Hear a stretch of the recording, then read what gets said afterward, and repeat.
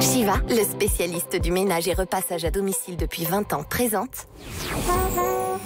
Sud Radio 7 Excellent, Judith Belair. Bonsoir, bonsoir les copains, c'est Excellent, le rendez-vous de l'excellence française dans toute sa diversité sur Sud Radio tous les dimanches soirs à 19h. C'est un conteur, que cela soit à l'oral ou à l'écrit, il nous raconte un certain regard, le sien et le nôtre, celui d'une humanité ancrée dans sa dualité. Et c'est ce qu'il fait à nouveau avec brio dans son dernier roman. L'écrivain Marek Alter nous livre une fois de plus une magnifique épopée, La Juive de Shanghai, tout juste sortie chez XO Éditions, une histoire qui n'est pas loin de la sienne, chers auditeurs. Vous allez pouvoir le découvrir avec moi et avec vous, Marek Alter. Bonsoir et bienvenue. Bonsoir. Deux belles âmes et deux beaux livres pour vous ce soir sur Sud Radio. Elle est journaliste, activiste, humaniste et elle s'est dévouée aux causes qui lui semblent incontournables depuis toujours. Albina Dubois-Rouvray est une militante de la vie tout simplement et elle se raconte dans son livre Le courage de vivre. Se rebeller, perdre l'essentiel, tout donner, sorti chez Flammarion. Un plaidoyer pour la beauté de la résilience qui me donne envie de lui demander ce que ça implique pour grandir un peu plus ensemble ce soir. Les copains, tout un programme, me direz-vous. Bienvenue Albina Dubois-Rouvray. Merci Julie. C'est excellent, vous êtes ici chez vous. Bienvenue à tous. Marek Alter, rebonsoir. Bonsoir. Alors je le disais, vous venez de faire paraître La Juive de Shanghai chez XO Éditions. C'est un roman qui nous raconte une histoire d'amitié entre femmes déjà. Teintée d'une épopée féminine carrément, de l'Europe à la Sibérie, à la Chine, à Shanghai, où j'ai appris d'ailleurs que des milliers de juifs se sont réfugiés des nazis en 1938, je le savais absolument pas. Donc on apprend aussi un peu de l'histoire avec vous. Entre espions, trafiquants d'opium résistants, c'est une histoire palpitante, empreinte, comme tous vos livres d'ailleurs, d'une partie de vous, de votre histoire, puisque c'est une de vos tantes qui vous a inspiré cette histoire, si j'ai bien compris, Marek Alter. Mais quand on construit un roman, on part toujours... Je suis désolé, je suis en train de perdre la voix. Bah on est deux, donc c'est pas grave. On est trois. Déjà trois. Voilà. Mais on prend toujours un personnage réel. C'est comme ça qu'on a demandé à Flaubert qui était Madame Bovary. Il a dit moi, oui. Bien sûr. Donc on s'investit dans des personnages et les personnages deviennent porteurs de vos idées, de vos rêves et de vos combats. Alors, il faut comprendre, nous sommes en 37, 38, avant la nuit des cristalles en Allemagne. Une de mes tantes, une jeune couturière qui on pensait allait devenir la Schiaparelli d'Allemagne, est dans un travail pour une modéliste allemande, Madame Oppel, qui a existé. C'est une grande famille protestante qui s'est opposée à Hitler. D'accord. Et puis, Hitler, on ne croit pas ce qu'il dit. On entend sa voix. Il y a les couturières qui travaillent, qui font des robes, des robes de haute couture. Et Hitler parle. Et on pense qu'il y a un décalage. Il y a même la copine de Hitler, Eva Braun, qui vient s'habiller chez ma tante Ruth. Et il faut voir, quand Hitler se met en marche pour envahir la Pologne, 39, il y a 6 millions de Juifs en Europe centrale, plus 5 millions en Russie, 11 millions, qui parlent une langue qui est ma langue maternelle. Dont personne ne parle aujourd'hui. 11 millions de personnes. Et ces gens, du coup, ils se sentent piégés puisque personne n'en veut. Toutes les frontières sont fermées. Ils sont bloqués, quoi. Et du coup, ils apprennent qu'il y a quelque part une ville qui s'appelle Shanghai, qui est prête de les accueillir. Mais ils savent même pas où c'est Shanghai. Ils savent même pas que ça existe, la Chine, en fait, à l'époque. Exactement. C'est ça. Ils savent même pas qu'il y a un pays qui s'appelle la Chine. Alors, comment on y arrive? Pour ceux qui sont téméraires, comment on y arrive? Alors, il y a les résistants de gauche à Hitler. Bon, ils prennent les bateaux à Hambourg. Ça prend plusieurs mois. Et les autres, les Juifs, qui de Varsovie, puisque ma tante rentre à Varsovie, partent à pied, en train, jusqu'à la frontière soviétique. Les Soviétiques ne veulent pas laisser entrer. Et puis, j'ai découvert un juste, extraordinaire, très peu connu, un consul général du Japon, Sugihara, qui, voyant ces Juifs perdus, angoissés, décide de leur donner des visas de transit. Et ça, c'est avant justement l'accord entre le Japon et l'Allemagne. Hein. C'est juste avant. 6200 visas. Et ces Juifs traversent la Russie comme Michel Strogoff chez Jules Verne. Et ils arrivent au Japon, vous avez fait remarquer, au moment où l'empereur du Japon signe les pactes avec Hitler et Mussolini. Ils arrivent au Japon et ils se retrouvent coincés parce qu'en fait, il y a un accord qui se passe. Donc ce fameux accord entre Hitler et l'empereur.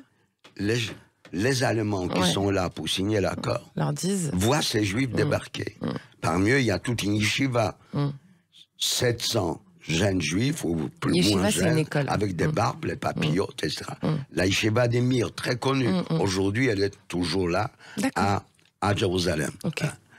Et ils disent aux Japonais, il faut les liquider, vous ne pouvez pas les garder. Comment est-ce qu'on liquide? On va vous organiser ça. 3 bateaux en peu pourris, on les met sur les bateaux, on les met en pleine mer, et on fait couler les bateaux. Et les Japonais disent non. Parce que les Japonais ne connaissent pas les Juifs. Ils ne savent pas, Ils ne savent pas qui sont les Juifs, pas Juifs. Pour eux, d'ailleurs, leur les accord Japonais, avec les nazis n'a strictement rien à voir avec cette solution. Il y a les Japonais et les autres. Alors, il y a un compromis. Ils décident de les envoyer, ces Juifs, à Shanghai, qui est occupé par les Japonais, et les enfermer dans un quartier qui devient les ghettos de Shanghai. D'accord. Une histoire fabuleuse, parce qu'entre-temps, la vie continue en Chine. Il y a la guerre entre les communistes, les nationalistes, Mao Tse-tung, Chiang Kai-shek. Et donc il y a des Juifs chinois, Marek Alter? Oui, alors il y a des Juifs chinois. Il y a d'ailleurs un très beau livre, je vous recommande, de Pearl Buck. Pearl Buck, prix Nobel littérature américaine. Elle a écrit un petit livre, pas un petit livre, qui s'appelait Pivoine. C'est la fin des dynasties juives du XIe siècle, la fin. Ça veut dire, au fur et à mesure, les gens s'assimilent, oublient d'où ils viennent. Hein. Ils allument encore les bougies vendredi, mais ils ne savent pas pourquoi. Pourquoi? Parce que la grand-mère allumait. Pourquoi la grand-mère allumait? Parce que leur grand-mère allumait, et ainsi de suite. Donc, et il y a aujourd'hui encore, à Harbin, en Mandchourie, beaucoup de Juifs russes. Hein, c'est pas loin de la frontière, où il y a d'ailleurs une république juive, Birobidjan, de l'autre côté de fleuve Amour. D'accord. Et puis, il y a Nankin, Tonkin, Pékin, et il y a aussi à Shanghai, jusqu'à aujourd'hui, avec 2 grandes synagogues. D'accord, c'est vachement intéressant, on en apprend des choses. Hein. Ça, c'est des choses que je savais absolument pas. Et puis alors, votre livre, c'est aussi une histoire de transmission, puisque c'est la fille de Ruth, aussi une de vos personnages principales, qui s'appelle Bo Xiao Nao, qui est chinoise et juive, elle, justement, et qui nous la raconte, cette histoire, grâce au carnet de sa mère qu'elle retrouve. Ce carnet, il a vraiment existé aussi, hein, Marek Alter. Oui, ça, je suis content de vos questions. On les a pas préparées. Oui, il y a... Moi, je crois beaucoup à la transmission. Et surtout à la transmission écrite. C'est dans la Bible, c'est écrit. Ce qui est écrit est écrit. Ce qui est dit disparaît. C'est dissous dans l'air. Se transforme. Mais ce qui est écrit est écrit. Bien sûr. Et j'ai utilisé cette astuce, d'une certaine manière, dans la mémoire d'Abraham, mon livre qui s'est vendu des millions d'exemplaires, où j'ai inventé un rouleau familial dans lequel, à chaque génération, des membres de la famille inscrivaient les événements les plus importants. Et là, j'ai pensé au journal d'Anne Frank. Si Anne Frank, il y avait beaucoup d'Anne Frank, mais elle a écrit un journal. C'est la seule qui a écrit son journal, c'est ça. Elle a écrit un journal. C'est écrit. Et ça a bouleversé des millions d'individus à travers le monde. Et j'ai inventé un journal de route, où elle inscrit. Mais elle inscrit ses souvenirs, les événements qu'elle vit en yiddish. Ça veut dire que sa fille, qui est chinoise, il faut qu'elle apprenne à lire le yiddish. D'apprendre le yiddish. Ça, si c'est pas de la transmission. Hein. Voilà, pour comprendre ce que sa grand-mère écrivait. Et je trouve ça formidable. Et elle amène ses cahiers à Jérusalem, où il y a les musées de la diaspora, où on dépose tous les documents qu'on retrouve sur la vie des communautés juives à travers le monde. Alors c'est donc je rappelle pour les auditeurs, on parle de La Juive de Shanghai qui est sorti chez XO Éditions de Marie Calter. C'est un très beau roman, il est très lumineux, malgré l'ombre dans laquelle naît l'action en fait, comme pour souligner que sans ombre il n'y a pas de lumière et inversement on parle vraiment de dualité, Marie Calter. Ben oui, ma chère. On voit la lumière quand on est dans les ténèbres. C'est ça. Dit Jérémie, le prophète Jérémie. Très beau. Quand il était le roi l'a jeté dans une citerne. Et ses disciples arrivent, ils disent « Jérémie, Jérémie, tu es vivant. Oui, qu'est-ce que tu vois? Maintenant, quand je lève la tête, je vois de la lumière. » Eh bien, c'est un récit aussi, Marie Calter, et vous me faites perdre mes mots presque, résolument féminin qui racontait de la voix d'une femme, et c'est un choix que vous avez fait maintes fois dans vos livres, comme cette Bible au féminin en 3 tomes que je vous recommande également, chers auditeurs, la Bible au féminin de Marie Calter. Vous êtes profondément féministe en fait? Je crois profondément que la femme est plus forte que l'homme. D'accord. Elle est plus forte que l'homme parce qu'elle a l'essence de la vie, elle donne la vie. Même le Coran, il dit on devient père en donnant une goutte de sperme. Et c'est tout. Après, c'est fini. Ça n'est plus le problème de papa. C'est la femme qui s'en occupe. Après, c'est le travail des psychanalystes. Après, c'est l'affaire des psychanalystes. Bravo. Aujourd'hui, d'ailleurs, on voit en Iran. Ouais. Et c'est pas la première fois. La guerre de Troie s'est terminée comment? Les femmes sont descendues dans la rue et ils ont dit à leur mari, si vous arrêtez pas la guerre, vous faites plus l'amour, c'est fini. Et la guerre s'est arrêtée du jour au lendemain. Et voilà, comme quoi le pouvoir de la femme est toujours là où on le pense d'ailleurs. Et c'est excellent. Ouais. Dans cet excellent Ce soir avec vous, le conteur, l'écrivain qui n'est plus à présenter, Marie Calter, accompagné de l'activiste humaniste Albina Dubois-Rouvray. Vous êtes bien sûr Sud Radio, restez avec nous. À tout de suite. Shiva, le spécialiste du ménage et repassage à domicile depuis 20 ans, présente... Sud Radio, c'est excellent, Judith Belair. Vous êtes bien sur Sud Radio et nous aussi avec vous, chers auditeurs. C'est excellent avec l'excellente écrivain Marie Calter et la non moins excellente activiste qui écrit elle aussi, Albina Dubois-Rouvray. Albina Dubois-Rouvray, rebonsoir. Rebonsoir Judith, et merci de m'accueillir. C'est un grand plaisir, vraiment tous les deux aussi. Je le disais, vous avez écrit un très beau livre, Le courage de vivre, avec un sous-titre, Se rebeller, perdre l'essentiel, tout donner, qui est sorti chez Flammarion. Alors, ce qui m'intéresse, c'est ce sous-titre, justement, Se rebeller, perdre l'essentiel, tout donner. Et dans ce sens-là, c'est exactement votre chemin de vie, Albina Dubois-Rouvray. Tout à fait, absolument. C'était, oui, c'était. En fait, j'ai fait 3 livres d'ailleurs, dans un seul livre, parce que j'ai 3 vies vraiment radicalement différentes. Et je n'ai jamais regardé en arrière. Pour écrire ce livre, j'étais obligée d'ouvrir la boîte de Pandore des souvenirs et de les tous faire ressurgir. Et d'ailleurs, pour le premier livre qui est mon enfance, j'étais en totale rébellion, mais ça durait même au-delà de l'enfance, et j'étais complètement j'étais complètement enfermée dans un destin dont je ne voulais pas. J'ai toujours eu conscience que je n'étais pas où j'aurais dû être, que la cigogne m'avait déposé au mauvais endroit. Parce que je ne sais pas pourquoi, je n'étais jamais en phase. Depuis toute petite, vous me direz, je n'habitais pas beaucoup avec mes parents. Alors, j'ai toujours vous avez été élevé un petit peu par des nounous, quoi, en fait. Non, je pense ça, je n'habitais pas géographiquement. Et à l'époque, on ne voyageait pas autant. Bah oui, puisque j'étais en Amérique. Bon, là, j'ai mes parents. Ensuite, on m'a expédié d'Argentine en Suisse pendant 1 an. Après, on m'a expédié pour des raisons de santé au Maroc, 4 ans. Ma famille venait pas vraiment beaucoup, même si ce n'est pas du tout ma mère. Mais... Bon, donc, j'ai toujours été ballottée. Et ça a été ma chance. Ça a été ma chance parce que ne voulant pas de ce destin dans lequel j'étais, et où je me disais, mais je ne veux pas suivre ces rails, je ne veux pas avoir cette vie. Je veux autre chose, moi, si je suis là.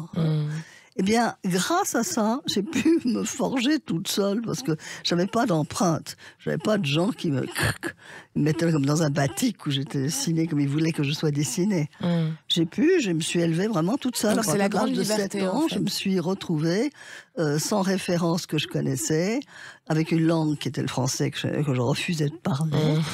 Et je me suis constituée toute seule en me disant, et plus tard, j'ai découvert, comme d'autres choses de mon parcours, j'ai découvert quand Mao disait on ne peut compter que sur ses propres forces, c'est exactement ce que j'ai ressenti à l'âge de 7 ans. D'accord. Toute seule, là, je me suis dit, je ne peux compter que sur moi-même, que sur mes propres forces. Et à partir de là, je ne compterai que sur ça, je ne compterai pas sur les autres. Vous êtes fait un serment, en fait. presque. Moi, je me suis fait une sorte de résolution, une sorte de barre que je pouvais prendre et que je pouvais continuer à remonter les pentes avec. Alors, Albinois Dubois-Rouvray, le monde de votre maman, à la base, c'est celui de paysans boliviens pendant 3 générations. Et elle va épouser le comte de Polignac. Donc, c'est un espèce de conte de fée, comme ça, dans lequel vous êtes propulsé, vous, effectivement, presque malgré vous. Disparate. Voilà. C'est-à-dire que, bon, mon père, c'était le fils de la comtesse Dubois-Rouvray, puisque elle était Polignac. Elle, hein. D'accord. Mon grand-père, c'était Bois-Rouvray, c'était les Bretons, c'était Saltes. C'était plus sympathique, même. Et ma mère venait de la nuit des temps de génération, de Flandre au plateau, à 4000 et quelques mètres. Puisque ses 2 parents venaient, ma grand-mère, mon arrière-grand-mère, de Oruro, qui est à 4100 mètres. Et mon grand-père venait de Cochabamba, qui, ma mère disait, c'est la vallée, la plaine. C'était 2700 mètres. D'accord. Alors, depuis toujours, c'était des Quechua, tout le monde est mélangé en Amérique latine, avec le sang des conquistadors. Ouais. Mais vous avez quand même les Indiens, qu'on appelle les Cholos, quand ils sont mélangés, c'est les métissés. Et la plupart de la population est métissée, elle est Cholo. Il y a très très peu d'Indiens purs, et il y a très très peu d'Espagnols authentiques, ou plus ou moins. Donc c'était un mariage, mais complètement disparate. Très bizarre, oui. Et j'ai détesté ma mère, si vous lisez mon livre, vous verrez, on avait tellement que des contentieux. Mais en écrivant, je me suis réconciliée avec elle, et je l'ai prise en pitié. Je me suis dit, cette pauvre femme, elle n'avait pas ni les codes, ni les repères. Elle jouait un rôle qu'elle n'aimait pas, qui n'était pas le sien. Et toutes les qualités qu'elle avait, elle ne pouvait pas les exprimer parce que c'était des qualités très simples. C'était des qualités de gentillesse, d'amitié, de discrétion. Les Indiens sont C'est aussi pour ça, Albina Dubois-Rouvray, que vous avez eu envie de mettre les mains dans la glaise, vous, en fait, je pense aussi, et cette prise de conscience de votre propre monde, cette bulle peut-être trop protégée, cette bulle ballottée, etc. Ça vous a donné envie de vous engager aussi et de vous ouvrir au reste du monde, comme vous le dites. Moi, je crois que c'est surtout pas tellement ballotté. Je crois que c'est surtout mon esprit d'observation. Moi, je regardais autour de moi. Alors les autres, on est une petite tribu de cousins de 6 ou 7, je sais plus. Mais moi, les autres ne regardaient pas autour d'eux. Moi, je regardais autour de moi. Je regardais dans New York la disparité. On m'avait interdit de jouer avec des petites filles noires dans le parc, que je trouvais beaucoup plus sympa que mes copines exilées pour la guerre. Les petites Françaises qui étaient là. Et la nurse est arrivée, elle m'a dit, tu ne peux pas jouer avec ces enfants. Pourquoi ? Parce que les petites filles blanches ne jouent pas avec les petites filles noires. Ça m'a paru d'un illogisme absolu. Je n'ai pas compris pourquoi. En plus, ça me faisait poser des questionnements sur nous, parce que où étions-nous, nous ? Alors, les noirs devaient rester en haut de Manhattan, les blancs en bas, et alors nous, les beiges, c'était où ? Mais donc, j'ai toujours tout questionné autour de moi. Et j'étais très observatrice, et je voyais les disparités sociales, je voyais les attitudes d'arrogance et de mépris d'un certain milieu aisé et élitiste de l'époque. Donc, tout ça me révoltait. Tout ça me faisait que j'étais préoccupée de comment est-ce que j'allais pouvoir me rendre utile quand je serai grande pour réparer quelque chose. Vous l'avez fait, vous rendre utile. Pour mes auditeurs, Albina Dubois-Rouvray, je vous raconte un peu. De mai 68 à l'écologie, à Médecins du Monde, aux orphelins du sida, vous êtes engagé dans les luttes majeures du XXe siècle, grosso modo. Et puis c'est très concret, parce que vous avez entre autres dédié quand même votre fortune familiale, plus de 50 millions de dollars, à travers l'aide humanitaire militante au sauvetage des enfants à travers le monde. Puis notamment en créant l'ONG FXB, François-Xavier Bagnoud, du nom de votre fils brutalement disparu. Quelque part, vous avez continué ce que votre fils aurait voulu. Voilà, parce que lui, il était déjà au service des autres aussi. Je trouvais très injuste, puisque la justice, c'est quelque chose qui me taraude beaucoup, qu'il soit mort si jeune en ayant sauvé autant de vies. Je trouvais qu'il avait tant à donner encore aux autres, au monde, et que c'était injuste. Pas seulement cruel pour nous, mais injuste pour ceux qui l'aidaient. Et donc j'ai décidé de continuer. Mon père étant mort 5 ans avant, nous avions hérité de cette fortune. Et j'ai décidé de consacrer à peu près les 3/4 de ce que je possédais moi par mon travail. Oui, c'est beaucoup. Les gens ne font pas ça de leur vivant en général. Très je trouvais qu'il me reste encore assez pour vivre bien. J'espère quand même, Non, mais pour moi, c'était normal. Quand tu as 20 ans... C'était un besoin aussi. Oui, mais quand t'as 20 ans, on dit il faut partager, je suis complètement contre le capitalisme, je suis contre l'accumulation des biens et de l'argent, et puis que vous arrivez à en avoir, à ce moment-là, il faut être cohérent, il faut le donner. Et j'essaye toujours d'être cohérente dans ma vie. Vous nous dites dans votre livre, je vous cite... j'ai continué le sauvetage de mon fils dans le sens large du terme. Ouais, lui aller chercher les gens sur place. Moi, j'ai essayé de faire des choses pour améliorer. Justement, sur votre fils, vous dites j'ai éprouvé le besoin impérieux de mettre l'amour maternel en moi au service des enfants inconnus qui en manquaient. Oui. Donc vous aviez envie d'embellir le monde, en fait, aussi, à cause de ce manque, de cette douleur aussi, et de transformer ça en lumière. Et j'avais tout ça en moi je ne pouvais plus le donner à quelqu'un. Et il y avait tant d'enfants que je savais, que je voyais, qui étaient en totale déshérence et abandon, et qui avaient besoin d'être aimés, qui avaient besoin que quelqu'un les protège, s'occupe d'eux et améliore leur situation. Bien sûr. Donc voilà, c'est comme ça que je suis partie, j'ai commencé à m'occuper des orphelins du sida, en créant des structures pour les élever. Ce que vous nous dites, Albina Dubois-Ouvray, un peu comme Marie Calter ici présent, c'est que la vie, elle continue toujours, comme l'amour et la beauté, même dans l'ombre de la mort. En fait, on parle de résilience, quoi. Oui, la vie continue toujours, bien sûr. Et elle est plus forte. Elle est bien sûr. Est-ce que la beauté est plus forte que le désespoir, par exemple, pour vous, Albina? Je trouve que ça n'a rien à voir. Ça n'a rien à voir, c'est pas comparatif? Non, pour moi, c'est pas comparatif. Parce que quand vous êtes dans le désespoir, la beauté, vous en foutez complètement. Et quand vous êtes dans la beauté, le désespoir, vous en foutez? Et quand vous êtes dans la beauté, pour ceux qui le sont, je pense qu'on est extrêmement dans un cocon de futilité, de luxe, de choses dont on n'a pas essentiellement besoin, humainement parlant, pour moi. Et qu'on ignore complètement ce qui est autour. Et une des raisons pour lesquelles j'ai quitté le cinéma aussi, c'est pas seulement parce que j'avais décidé de quitter. Vous étiez productrice pendant plusieurs années. Mais c'est parce que je me disais, je vis dans un monde qui est un monde de celluloïdes. Et moi, j'ai plus envie du tout. Après tout ce que j'ai fait, je suis ravie de ma carrière, mais je suis ravie des films que j'ai produits, mais je n'ai plus envie de vivre là-dedans.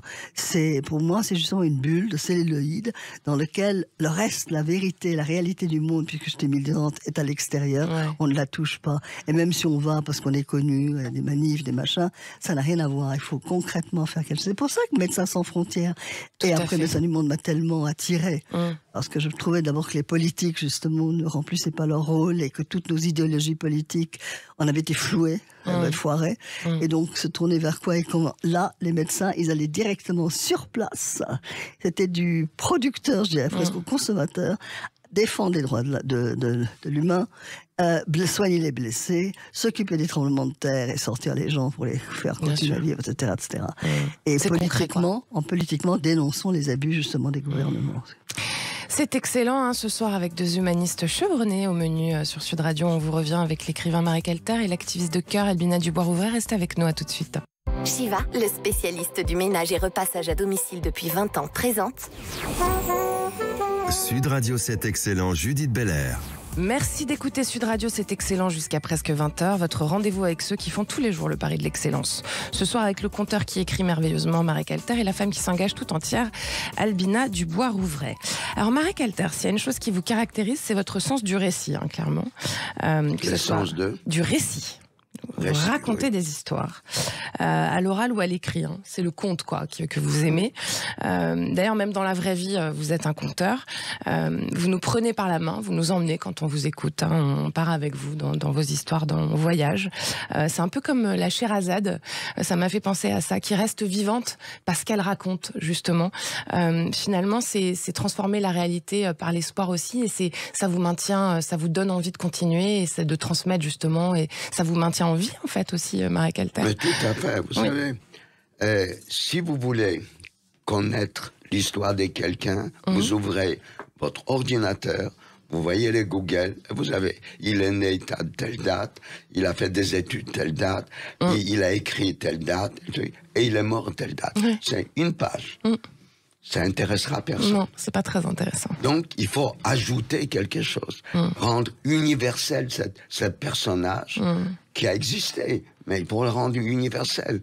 C'est-à-dire avec un personnage avec lequel tout le monde peut s'identifier. Et c'est ce que j'ai fait. Alors, on me reproche parfois d'avoir inventé, embelli, même ma propre vie. Ça s'appelle romancer, quoi. Bien sûr, ça s'appelle romancer. Voilà. Exactement. C'est un peu ce que vous faites aussi, Albina. Vous romancez, Albina Dubois-Ouvray, vous racontez l'histoire, mais avec un point de vue, en fait, qui est un point de vue d'amour et de transmission, donc qui fait que finalement, vous pouvez tout raconter, même les choses les plus difficiles. Oui, et j'essaye de les raconter aussi en me distanciant de moi-même. C'est-à-dire, je les raconte comme si quelqu'un d'autre en face de moi me les avait racontés, que je les retransmets. Et je voulais juste revenir sur quelque chose qu'on avait dit. Allez-y. On avait dit qu'après Mao, qui avait sa phrase que je ne connaissais pas, il y en a une autre aussi qui ensuite m'a complètement impactée, c'est dans le Talmud. Oui. C'est les vases brisés qu'il faut réparer et que c'est notre mission sur Terre. J'ai dit, ça, c'est exactement ce que je ressens. Je ressens que c'est exactement ça. Moi, je veux réparer le dysfonctionnement de l'injustice, etc. Mais vous avez ça en commun tous les deux, parce que vous réparez aussi votre histoire et tout ce que tous ces horreurs. Ce qui dit Albina, il faut savoir, ça veut dire, c'était la question que les gens se posent dans l'Antiquité. Dieu, il est où? On ne le voit pas. Il y a des injustices. Il dit rien. Il y a des guerres. Il dit rien. Et notre mission à nous, les humains, c'est de réparer. Bon. Alors, le problème, c'est que quand Dieu intervient, il y a des trop-pleins des dieux. Trop pleins. Il remplit très vite les vides. Les jarres vides sont remplis. Et les jarres se cassent. Bon. Donc, à force de vouloir que Dieu participe, on casse l'espoir. Donc, qu'est-ce qu'il nous reste à faire? De réparer les vases. Et c'est la mission de l'humanité. Et c'est la mission notre mission. Et ça, je me suis dit, ça exprime complètement ce que je ressens depuis très, très, très, très, très longtemps. C'est une belle image. Oui, et je fais mon travail dans ce sens-là. J'essaye de réparer un tout petit peu, ma modeste mesure, les modeste mesure, 50 millions de $. Moi, je veux bien être modeste comme vous. C'est quand même pas n'importe quoi d'avoir investi autant, parce que c'est comme si vous étiez donné tout entière à votre cause, à vos causes, Albina Dubois. Oui, absolument. Mais je n'avais pas gardé pour moi de l'argent dont j'avais hérité, que je gardais pour mon fils. Vous êtes bien la seule. J'ai la première fois que j'entends un truc pareil. Oui, non, mais je suis pas très. Vous n'êtes pas commune. Non. C'est pour ça que vous êtes dans l'émission, c'est excellent. Alors vous avez ça en commun tous les deux aussi, traverser des époques difficiles, des moments douloureux, des histoires très compliquées, avec courage et j'ai envie de dire avec force. Par exemple, vous, Marie Calter, cette force, vous l'avez apprise ou est-ce qu'elle était innée chez vous? Cette force de résilience, justement.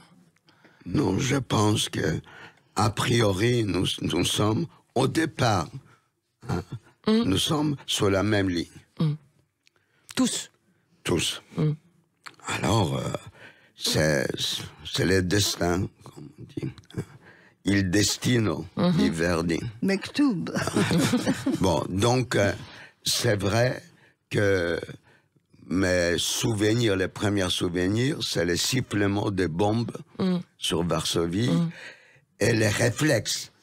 Ça veut dire enfuir la tête dans les épaules en pensant que ça me protégera de la bombe qui allait tomber.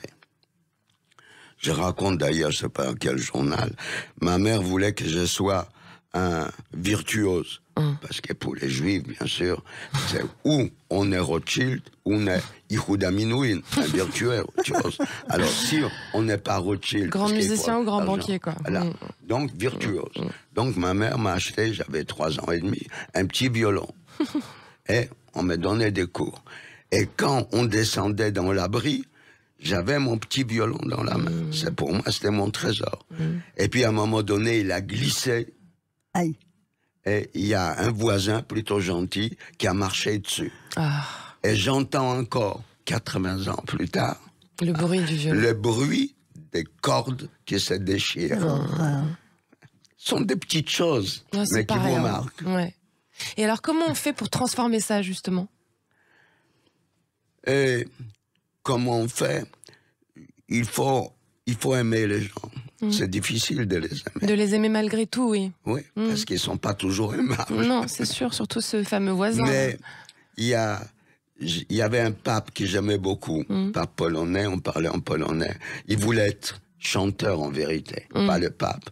Donc on chantait les chansons polonaises. Et il m'a dit, mon fils, quand quelqu'un te veut du mal, approche-toi de lui. Il a un couteau, un revolver, peu importe. Tu le regardes droit dans les yeux et tu lui demandes pourquoi. En polonais, dlaczego. Pourquoi? Et il sera troublé. Parce que tout individu a une conscience. Et je me suis rendu compte que ça marchait. Alors, un jour... Il faut envoyer de l'amour, quoi.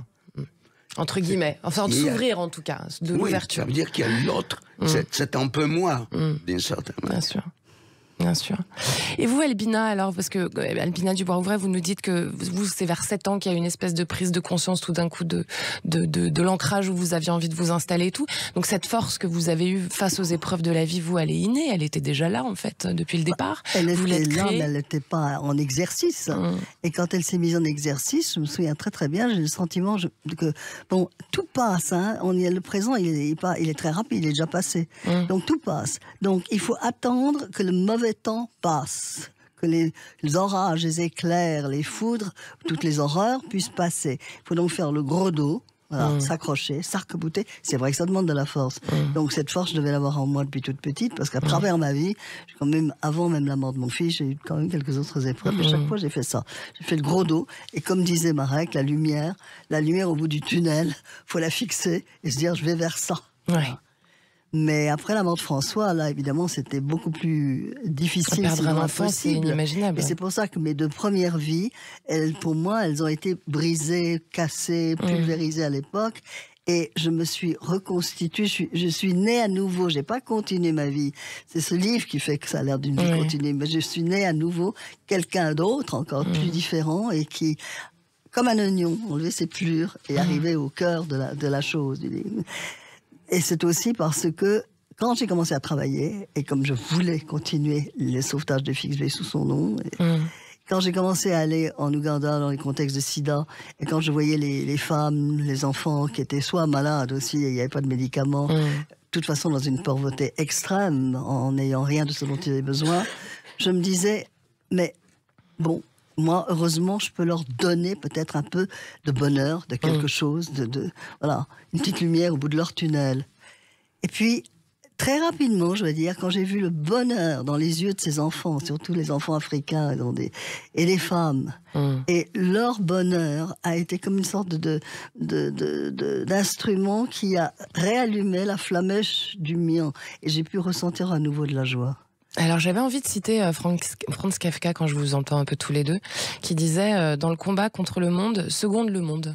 Qu'est-ce que ça vous évoque, ça? Seconde le monde, ça, ce qui veut littéralement dire choisis contre toi-même et en faveur de l'autre, en fait. Seconde le monde, aide le monde. Oui, bien sûr, c'est ce que je viens de vous raconter. Bah oui, c'est exactement ce que vous faites. Je pense que c'est ce qui vous caractérise. La solidarité humaine, déjà, est quelque chose qui aide. Mais en plus, quand vous êtes mort à l'intérieur de vos émotions, vous ne ressentez rien. Simplement cette volonté de vouloir redonner quelque chose aux autres. Et que vous voyez dans leurs yeux et leurs regards que oui, ils ont atteint la joie qu'ils ne connaissaient plus. Vraiment, ça réallume chez vous la flamèche qui était quelque part là et qui se remet à ressentir. Et vous, qu'est-ce qu'elle vous évoque, cette phrase, Marek Elter, cette phrase de Franz Kafka, dans le combat contre le monde, seconde le monde? Quelle phrase? La phrase de Franz Kafka qui dit, dans le combat contre le monde, seconde le monde, ce qui veut littéralement dire, comme je le disais, choisis contre toi-même en faveur de l'autre. Qu'est-ce que ça vous évoque, vous? Bon, je ne sais pas si j'aurais suivi son conseil. Ouais. J'aime beaucoup Kafka, mais Kafka pensait qu'on pouvait se transformer en cafard. Ouais. Est-ce qu'il le pensait vraiment? Et moi, je n'y crois pas. Ouais. Où on est un cafard, on ne se transforme pas en cafard. On l'est déjà, quoi. Voilà, on est déjà à la base. Mais c'est vrai qu'il nous a plongé dans un monde qu'on pensait inventé et qui correspond à un monde réel. Malheureusement. Malheureusement, comme dit, voilà, tout à fait. Albina, on pensait que, comme Orwell après. Oui, bien sûr. Mais Kafka était avant. Kafka était avant Orwell, ouais, clairement. Donc en fait, c'est aussi la force de l'écrivain et la force des témoignages, de pouvoir parfois prévenir le futur. Et ça sert à rien, malheureusement. Et ça sert à rien. Rachel Carson, qui a écrit en 1962 son livre sur le printemps silencieux, personne l'a entendu. Ouais, c'est vrai. Comme 1984 non plus. D'ailleurs, tout le monde le ressort maintenant, mais c'est vrai que à l'époque, ça a pas plus touché les foules que ça, quoi. Ça paraît fictionnel. Une fiction. Mais la fiction et la réalité. Nous vivons la fiction. C'est ça. C'est intéressant. Quand on part en voyage quelque part, on ne sait pas qu'est-ce qu'on va trouver. Même si on a payé les vacances d'avance. Ça, c'est sûr. C'est excellent ce soir. Hein. Merci à tous les deux. Merci, mes chers auditeurs, d'écouter. C'est excellent sur Sud Radio avec Marie Calter et Albina Dubois-Rouvray. On revient tout de suite. Shiva, le spécialiste du ménage et repassage à domicile depuis 20 ans, présente Sud Radio 7 excellent, Judith Belair. C'est excellent et c'est bientôt la fin de votre émission autour des esprits polyformes de l'excellence française. Ce soir, pour encore un quart d'heure, je suis en compagnie de l'écrivain Marek Alter et de l'activiste Albina Dubois-Rouvray. Alors, Marek Alter, je rappelle pour les auditeurs que vous venez de faire paraître La Juive de Shanghai chez XO Éditions. Et je voulais juste revenir un petit peu sur un point qui m'a intéressé, c'est que un de vos personnages principaux, Ruth, elle va traverser les épreuves de l'exil, comme ce fut le cas pour vous, pour votre famille, et comme c'est le cas en ce moment pour des milliers de personnes. Ces migrants dont on parle, ça résonne particulièrement. Ça inscrit cette histoire résolument dans l'époque contemporaine, justement. Est-ce que c'était voulu, ça, chez vous? C'est mettre en lumière ce qui se passe aujourd'hui aussi. Moi, ça m'y a fait penser très clairement, quoi. Mais oui, si vous prenez... Bon, les livres, il y a 2 livres qui sont, disons, à la base de notre savoir et notre amour des mots, des langages, c'est la Bible et Iliade et Odyssée d'Homère. Ça veut dire 2 conceptions du monde juif où les Juifs ont inventé le concept du temps. Oui. Les Grecs connaissaient pas. Une génération suit l'autre, une génération suit l'autre, et ainsi de suite. Par contre, les Grecs connaissaient le concept de l'espace. Ulysse sait qu'au-delà des îles, il y a d'autres îles, et les Juifs ne connaissaient pas ça. D'accord. Et ils étaient accrochés entre l'Égypte, le désert et Israël. Mais tout le reste, on peut se baser là-dessus. Il y a l'exil. Tout commence par l'exil. Bien sûr. Abraham quitte le pays d'Our, la Babylonie, Sumer, et il ne sait pas où il va. Dieu lui dit, tu suivras les chemins que je t'indiquerai. Il ne sait pas où il va. Quelle angoisse. Il a une tribu avec lui qui le suit. Est-ce qu'on sait toujours où on va? A priori, on ne le sait jamais vraiment, même si on le décide. Qu'est-ce que vous en pensez, Marek Alter? C'est une bonne question. C'est une bonne question. Parce que même quand on décide, on n'est pas sûr d'arriver là où on a prévu. Ouais. Ça, c'est certain. Donc, l'errance. Et tout est là. Vous avez les premiers couples, Adam et Ève. Oui. Ils ont 2 fils, Caïn et Abel. Un tue l'autre. Oui. Les premiers actes de l'homme, des humains comme nous, c'est un fratricide. Très important, savoir quand on tue quelqu'un, c'est un frère qu'on tue. C'est un frère qu'on tue. Et Abel est mort. Et c'est Caïn, nous sommes tous des enfants de Caïn. Il ne faut pas oublier. Ça veut dire que nous sommes tous capables de ces gestes qui tuent, qui annihilent l'autre.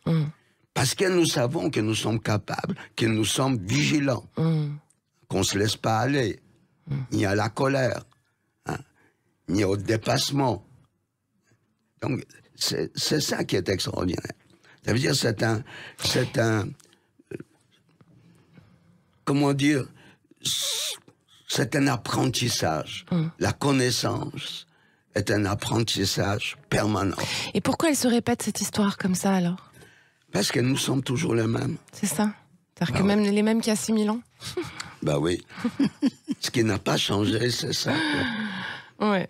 Nous sommes toujours... C'est beau. C'est beau et c'est un peu contraignant, si je puis me permettre. C'est contraignant. Voilà. Mais l'apprentissage fait que les générations qui arrivent ont plus de connaissances. Ça veut dire qu'ils ont plus de moyens d'éviter... De casser le cycle, peut-être. Oui. La répétition. C'est pour ça que le devoir de mémoire, il est très important aussi, Marek Alter. Oui, c'est vrai. Encore que Simone Veil n'aimait pas l'expression devoir. Pourquoi? Parce que le devoir, ça la dérangeait. Oui. Ouais. C'est le devoir qui la dérange. Parce que le devoir est obligé, c'est pas le devoir. C'est une obligation. Mais c'est une obligation, en fait. Elle partait des principes que nous sommes tributaires de ce que nous étions. Nos parents, nos grands-parents, et ainsi de suite. Ça veut dire que nous portons ça en nous et nous tirons des conséquences, des leçons, etc. Mais si on dit tu dois, alors du coup, ça veut dire ça n'est plus un choix volontaire. Non, ça ne vient plus du cœur. Hein, ça vient de l'obligation extrêmement fascisante, quelquefois. Donc ça enlève la spontanéité, quoi, et l'envie, en fait. Hein, oui, ça enlève le don. Ça enlève l'envie soi-même de faire quelque chose. C'est une obligation qui tombe comme un coup près sur la tête. Alors, il y avait un autre sujet actuel aussi, donc, qui est très important pour la République française et dont j'avais un petit peu envie d'avoir votre opinion et votre définition à l'un et à l'autre. D'ailleurs, c'est la laïcité. Tiens, Albina. Eh bien, moi, je trouve que la laïcité, à partir du moment où on vit dans un pays qui a d'exprimer la volonté d'être laïque, eh bien, on se doit d'obéir aux règles de laïcité. Et qu'est-ce que c'est la laïcité pour vous ? Pour moi, la laïcité, ce n'est pas nier. Pour moi, la laïcité, c'est d'être inscrit dans aucun système religieux. C'est de ne pas montrer, d'exposer sa religion ou de vouloir convertir les autres à cette religion. C'est quelque chose de simplement d'exister très librement au milieu de ses contemporains, au milieu de ses contemporains nationaux, quand il s'agit d'un pays comme la France, qui est un pays laïque, et d'avoir une justice, exactement, et une solidarité avec les autres, et ne pas suivre toutes ces injonctions de que ce soit tends ta joue gauche, etc., quand tu es giflé sur la joue droite, ou que ce soit toutes les obligations, ou œil pour œil, dent pour dent. Je veux dire, c'est être complètement libre de toute injonction donnée par une institution. Donc c'est secret, ça. Et ça n'enlève pas la spiritualité. Moi, je considère on peut être laïque et spirituel. Moi, je considère que je suis laïque et spirituelle. D'accord. D'abord, j'ai vécu dans mon enfance sous le régime de toutes les religions, y compris le bouddhisme, parce que j'avais une marraine qui l'était. Mais je considère que c'est une liberté dans laquelle on prend des choses d'ici, on prend des choses de là, mais on n'exerce aucun, justement, des devoirs, des obligations qui vous sont données quand on fait partie de ce groupe. Puis en plus, je n'aime pas les religions, puisqu'elles se battent entre elles, et qu'en fait, les religions, ça devrait être la base de la solidarité, surtout entre les trois peuples du livre. Alors, vraiment, enfin, on rentre pas là-dedans, ça me rend malade. Mais je pense qu'aussi être laïque, c'est pas être athée. On peut avoir une part de spiritualité, de sens de transcendance. Moi, je sais que je l'ai profondément. Je veux dire, je crois pas à Dieu, mais je crois à une raison d'être là. Une raison que toutes ces énergies, que ce soit dans le macro, dans le cosmos, ou que ce soit même dans nos petits corps et nos petites cellules, nos petites mitochondries, je pense que tout ça a un sens. Et je pense toujours que nous sommes, nous, les humains, dans une grande phrase, qui est la phrase de l'éternité de l'infini, et que nous ne sommes qu'une petite virgule. Alors, la virgule ne peut pas comprendre le sens de la phrase. C'est important, la virgule, pour oui, mais on ne peut pas comprendre le sens de la phrase. Donc, il faut accepter le mystère, et il faut penser qu'il y a effectivement une transcendance, quelle qu'elle soit, énergie, lumière, ce qu'on veut. Mais il y a quelque chose. Nous ne sommes pas au centre de tout. Les athées, pour moi, c'est des gens qui pensent qu'ils sont au centre de tout. Marie Calter, votre définition de la laïcité? La laïcité, c'est la séparation des dieux et des devoirs quotidiens. Est-ce qu'elle peut inclure Dieu, par contre, quand même, la laïcité? Si, bon, moi, je suis un peu comme Albina, je suis pas pratiquant, je suis un peu comme Victor Hugo. Je pense qu'il y a Eloï était dans la tombe et regardait Caïn. Quelqu'un nous regarde, nous juge. C'est pas mal de savoir qu'on peut pas faire n'importe quoi. Donc c'est important. C'est la loi. Mais depuis le début, il y a cette séparation. Il y a Moïse est un chef politique, son frère Aaron est un chef religieux. C'est vrai. Ouais. Jésus, il dit ce qui est à Dieu est à Dieu, ce qui est à César est à César. Et même Mahomet, il signe un pacte avec les Juifs de Médine, ça s'appelle la Constitution de Médine, où on partage les responsabilités. Dieu est Dieu, d'accord? Maintenant, on vit dans une ville ensemble, on l'appelle pas de même nom, c'est Dieu qui a des centaines de noms, et il faut respecter. Et je pense que c'est une bonne définition. Là où l'équilibre entre les deux disparaît, c'est là apparaît le danger. D'accord. C'est-à-dire quand il y a trop d'athéisme ou de laïcité, enfin, je sais pas comment on peut le dire, ou quand il y a trop de religion, quand on part dans les extrêmes en fait. T'as tous les excès, hein, voilà. Mais toujours des os. Ah, c'est ça. Et comment justement on arrive à trouver ce juste milieu entre les deux?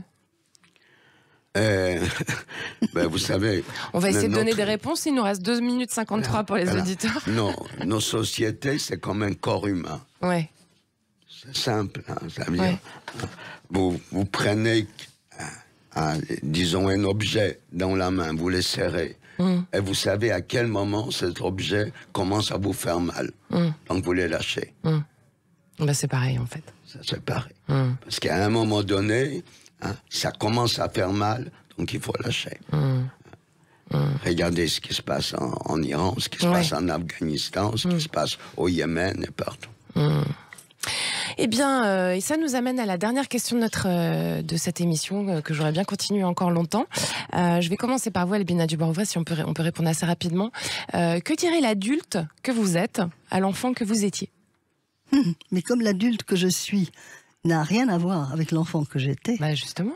Je lui dirais, il y a beaucoup de choses que tu n'aurais pas dû faire. Il y a beaucoup de choses où tu t'es bien débrouillé, mais maintenant, oublie-moi, parce que moi j'existe maintenant dans ma nouvelle vie et ma jeunesse. Beau. J'adore.